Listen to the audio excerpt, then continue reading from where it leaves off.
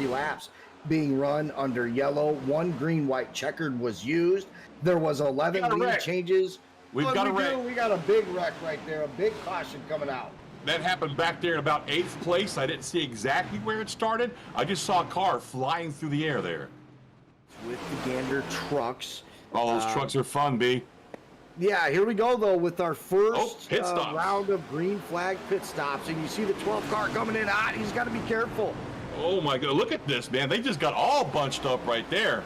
My gosh. I didn't expect them to be in this soon, but we are on lap 31, coming to 32 right here. So it might have been planned this way, bud. That's like, what, 25 laps on the green? Yeah, and we'll see the race off of pit road here. Mario Lapinta came in as the race leader. He throws that over to Hunter Thrower for the moment, who stayed out with a handful of guys. And here comes the 12 car. He came in pit road hot, slammed on his brakes. I don't think he got a penalty. We see him take off pit road, the advantage. Now Coming off pit road here, John, and it looks like maybe getting on the yellow line. Yep, getting a little bit sideways. He did a good job overall of keeping control. Oh, wow. I'm going to be honest with you, Brandon. He's going to have damage from that. That's something that iRacing has been great about modeling with this new package, is a realistic damage model. And in real life, when you hit that concrete sidewalk in the infield of Daytona, it'll rip the front end off the car. We've seen it live happen in the Xfinity Series, the Truck Series, and the Cup Series before. So that's going to affect his car, I guarantee it. He's going to have a problem getting around this track fast with that kind of damage. Second, yeah, sure. And they're dropping back even more now. And that's what we were talking about. You can't afford to do that. They should have just stayed in line. Yeah, I agree with that, especially, you know, at this current time in the race. Oh, they're wrecking. Oh, wow, they both hit the wall so hard. I can't believe that they didn't lose control right there. Did the caution come out? Yep, the caution came out. Yeah, second caution of the night here.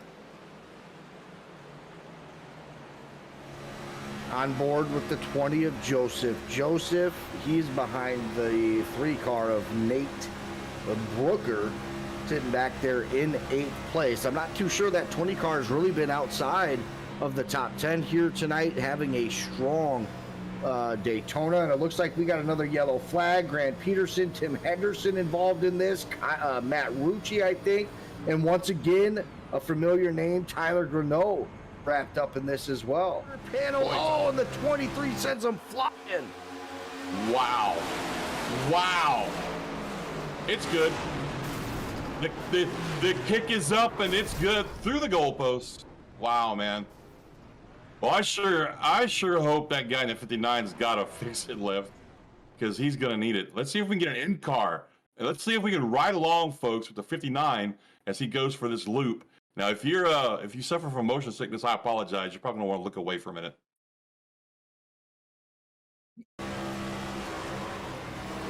So right about here, you got to know, Brandon, that things are not going your way. Well, yeah, I mean... Oh my gosh, man. Well, let's go ahead and take a look at what happened here. We finally get some 2-wide action. Oh, wow.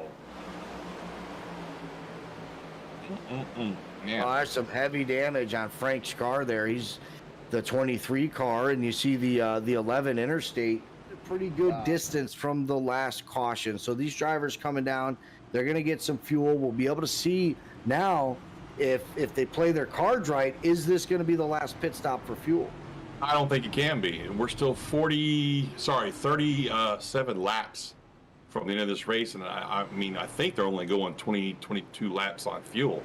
So if my calculations are right, they're definitely going to have to stop one more time. But I did notice just now that there was gas only on that stop, Brandon. Nobody took tires. We're the ones that were leading the race before that last pit stop, and here we go. We're 3 wide at Daytona nearly. Muzzatti thought about jumping up there and throwing the block on Stone. Stone said, no, sir.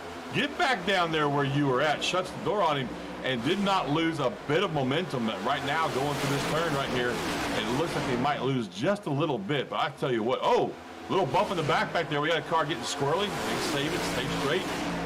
This is what we needed to see right here, man. We got good, 8 or 9 cars on that outside. Well, as I say that, they did down the inside. Yeah, they start coming down there. And you said it, man. These guys really got to start committing to that stuff. I think you know, what they're not realizing is just because you lose a little bit of time now, we still have 22, almost 21 laps to go. Here comes that first group of leaders coming down for these pit stops here. Right at lap 79, we called that earlier, Brandon, you and I. We figured it was going to be somewhere around here. They were going to have to stop one more time. So we get these guys on pit road. We'll see if they all got woed down in time. Some of them look like they cut it pretty close there. I'm watching the 21 right now of Holden McGill. He's getting in there.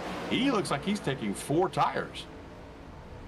Well, and remember, Hold McGill and the rest of the party that came down with him, those guys did not pit on that last caution. So the 43 of Colin Stone and the 12 of Logan Hamilton, this group right here, definitely have a lot more fuel than those guys. So they got a little squirrely, went above the yellow line and made contact. It might have been Lauren McFadden wrapped up into that. No, there was, okay, so there was 2 crashes here. So the second crash that involved Lauren McFadden actually happened behind this one. Oh, wow. See if we can't get a replay on that here for you folks. Yeah, look at that. That is the 09 just getting wicked loose right there. Gonna come back up on track. Hello, how you doing? He got the spare right there, didn't he? Yeah. Brandon. Yeah, here we go. You said Joseph, he's on the inside there. To the outside are contact. That bunch that have been kind of back and forth from the lead all night long. Joseph, Logan Hamilton, Steve Parrott, Mario LaPinta, trying to work the outside here for what could be the final time. Coming through the turns now, lap 95, coming to lap 96. The outside line was making, oh, we got a crash. We got a crash, big one. Oh, wow. And it was that second group, Stephen Parrott, Colin Stone, Stephen Purcell. Those were the contenders. If anybody was going to be able to give Holden McGill and Grant Peterson, Ryan Dingler a run for their money, it was going to be those cars that just got wrapped up in our latest caution. I'm not sure what happened there. It looked like they were doing fine. Dip off here shortly, and we'll see. We'll see who does what and who's nice and who's not. Yeah, not only that, as the base car dips below the yellow line, it's important to note that the yellow line rule is in effect here tonight. So these guys cannot go below the yellow line to make a pass. They did it again right there. You saw it. The 48 and the 8 checked up, and they let the 49 down. So you've got these teammates all up here together now, running nose to tail, and we've got 3 laps to go, excuse me. 3 laps to go. No, white time. It'll be the white flag next time by, right? Yeah. Oh, we got another caution. So here comes our first attempt at a green-white checkered.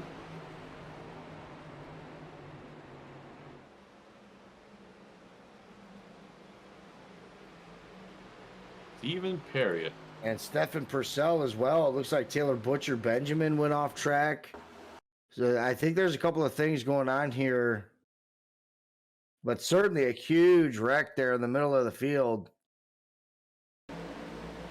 Oh, the 43, the 45. Oh.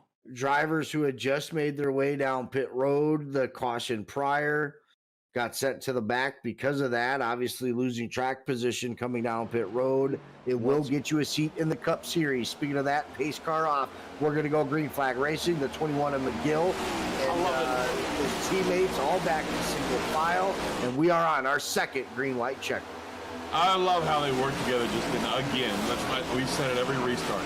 They allow each other time and space to get down in single file format here, and they're going to go ahead and just try to get some space between themselves and the rest of the field. And I imagine that as teammates, they're going to duke it out here when that white flag does come out. Yeah, 2 laps to go here, coming up down into turn 3. Out of turn 4 momentarily. Again, all we got to do is hit that white flag, and this race will soon be official. Yes, sir. Come off of 4. Right now, they're looking at that white flag. And if we stay green till right about here, this is it, folks. Last lap of the race. And we've got the 21 car up front of Holden McGill. He took over that lead several laps ago, Brandon, during green flag pit stops, and has not released it since then. Yeah, Joseph, he did peek out on the outside there momentarily. He was looking for some help, but he didn't get any. He falls back down towards the yellow line. Here we go, the 52 car looking on the outside there. That's going to be the 52 of Grant Peterson. Thought about ducking to the outside. Didn't seem like he was going to get any help from Dingler in the 8, so he ducked back down in. Right now, we're coming through 3 and 4 for the last time, Brandon. Can McGill hold on to it, or will he have a challenge from the inside? Here we go. Everybody just scrambling down below the yellow line. That's not going to count for him. It looks like McGill is going to hang on for the win, followed by the 49 of Masanti and the 57 of Grant Peterson. That's your top 3.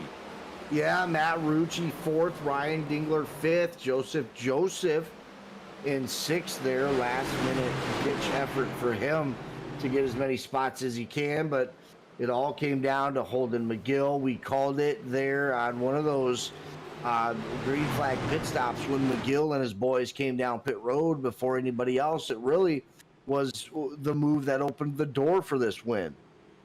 Yes, it was, and I'll tell you, that was great to watch, those last couple laps, those guys working together like that. You see these guys side by side. Yep, 5 teammates right there. That's pretty cool. And what a way to kick off the season there if you're those guys. We got some post-race collisions going on there. Hopefully those guys are just messing around. No tempers being thrown, no penalties being assessed. But, yeah, I mean, what a bold strategy by those guys. It ended up working for them to perfection. Fabulous job by all the drivers here tonight. What do we have? I think maybe only 6 cautions here tonight. Something like that. I wish I could tell you. Let me see if I can take a look at my... I mean, either way, pretty good here. 1, 2, 3, 4, 5, 6, 7. Yeah. 7 cautions. In the meantime, as these guys burn down the house and celebrate, Holden McGill, Anthony Musati, and Grant Peterson will slowly start getting these guys into the Discord channel. And we'll have John do some race interviews for you guys, some post-race interviews. And he'll get the opportunity to speak to these guys and really just be able to hear what their thought process was through the race. And when they knew, the moment they knew their plan was going to be successful. That's coming up here in about a minute or 2. I think we'll take a quick break up here in the broadcast booth. We'll be back with some race interviews here on LSR TV.